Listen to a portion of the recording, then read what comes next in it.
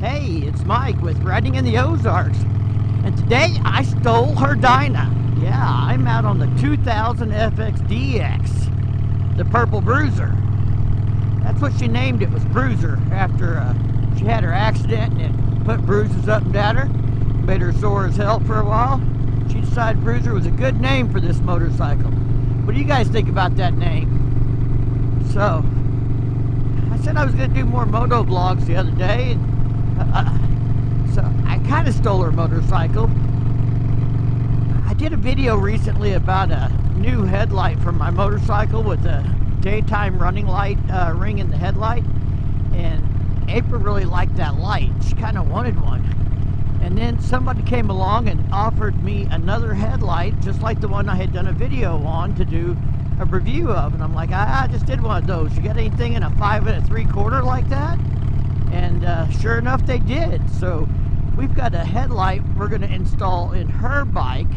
So last night we were checking things out, and I took it for a ride in the dark to get a baseline from a factory halogen bulb, and we ended up with the bike back at the house and my truck at the shop, and they're not at the same place. So that meant I have to take her bike today to run some errands this morning before I go to work. So hopefully I don't lose my hat here. A little different setup for me. I've got to wear a backpack today because I got to take this thing to work. So I got to have my backpack. Normally I can put that in the bag on the back of my bagger. So I'm not really used to hauling a backpack around on a motorcycle. It's not too bad, but I'm not a big fan of it either. The mirrors are too low for me. I'm going to have to try and, well, I guess I'm going to have to duck because I've got them tightened down for her.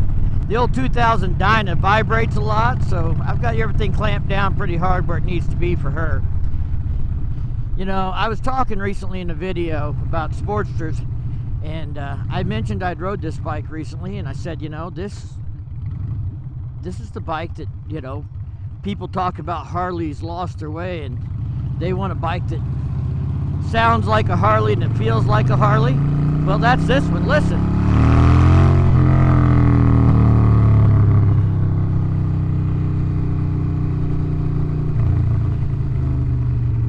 Thing's loud and proud, and it shakes and it rattles, and you know, it's a 21-year-old Dyna twin cam, 88 cubic inch carbureted. I got to run by and see the doc this morning. It's like an annual thing for a prescription I've got, and you know, they won't renew your prescription if you don't go see them. So once a year I go see this guy and do my usual checkup deal and get my prescription set up for another year. And so that's where I'm off to this morning, where I'm taking her Dyna. So we're cruising through town this morning while everybody's trying to get to work. That's why it's so much traffic. You don't usually see me ride this way on the way to work because this is not my normal route. But yeah, you know, I rode this bike last night, and I have to admit, I did kind of like keep it in a gear lower than I should have, because I wanted to hear it rack off the pipes every time I decel, wake the neighbors up at 9 o'clock at night if they're asleep. They shouldn't be asleep that early anyway. But, you know, you go down a hill and you just let off of it.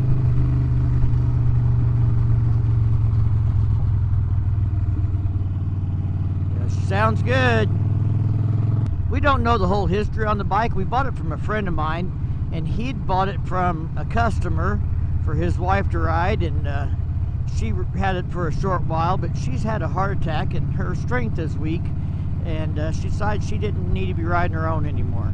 So she decided it was time to sell it, and we got it from her. And April just absolutely loves this bike because of the color and the look and how it is loud, and you know, it sounds really good and stuff, but it rides a little rough for her. She still kind of would like to have a sport glide too. Then this might become more of her show bike, or you know, short cruise in the afternoon bike. But for long rides, she'd much rather have something a little more smoother, I believe is the word she likes to use. Something that rides smoother, because this thing, it's not quite as rough as a corn cob, but it's a little rough on you when you hit some bumps. It definitely doesn't take no pity on your backbone, or your tailbone for that matter either. Any of you guys riding an old Evolution or early twin cam carbureted Harley Davidson? And do you ever wish you had fuel injected, or are you quite happy staying on your old carbureted bike? I mean, a lot of people say they get tired of messing with carburetors and stuff, but I guess I've worked on them long enough. I don't get that excited about it. Me and my dad were chatting on a Facebook post I made about your first motorcycle, and I guess I got my first motorcycle about 38 years ago, and it was a two-stroke carbureted 69 or 70 Honda MR175, also known as Elsinore, Honda Elsinore. So yeah, it was kind of a two-stroke dirt bike, motocross, early motocross style bike, and that was my very, very first motorcycle when I was 12. Now you know how old I am. Somebody called me a boomer one day, and I'm like, bro, man, you don't got it. I'm not a boomer. I missed that cutoff. I know I look old, but damn. I think it's all that silver hair in my beard makes me look like I'm old. But I've been called a lot worse things than a boomer before, so I'll get over it.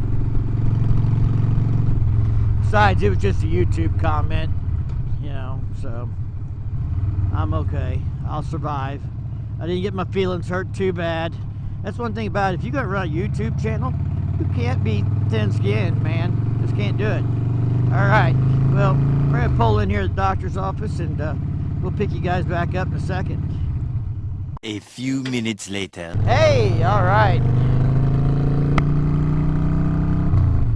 Well, we're done at the doctor's office, and that was pretty painless. But there was a little bit of good news.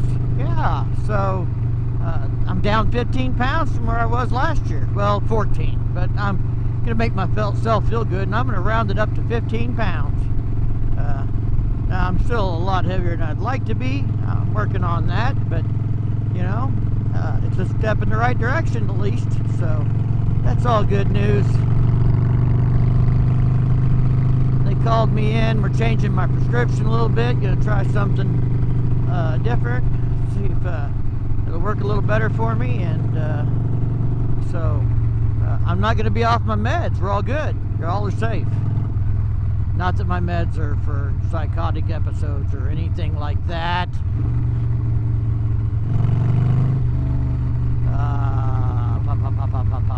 Pop. Alright, so what's left on the agenda this morning before I have to take my ass to work is a haircut. I have been needing a haircut for weeks. I've even swung by once or twice and the line is always too long. Today I've got a little time this morning because I took off for my doctor's appointment. And I think I've got enough time to get a damn haircut in. Not that I got all that much hair to cut, except on the back of my neck. Has anybody else got that problem? I think it grows faster on the back of my neck than it does on top of my head. And it's not very thick these days up top. It's getting pretty thin up there. But, that's what happens when you become old. Yeah, the barbershop's just up here around the corner. It won't take us long to get there. Let's see if we can't get my ears lowered. How often do you guys go to the barbershop, man? I mean, I think I probably only go like 3-4 times a year now. Because my hair just doesn't grow that fast anymore. The barber's a good friend of mine. We're old buddies, so that's the only, if I can't get in there, then I don't go. Do you got a situation like that where you like to support your friends and their businesses and you won't go do business nowhere else? It's them or bust. Well, that's the way we are here. Let's see. Oh, we look good.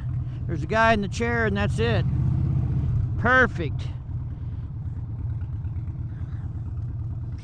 His partner on the barbershop was his dad, and I think he recently retired, so he's the only one in there now, so it seems like he's always even busier in a longer line. We'll be back after I get my ears lowered. 12 seconds later. All right, well, we dropped a few more pounds there. Got my ears lowered, hair cleaned up. I might even look presentable for YouTube now.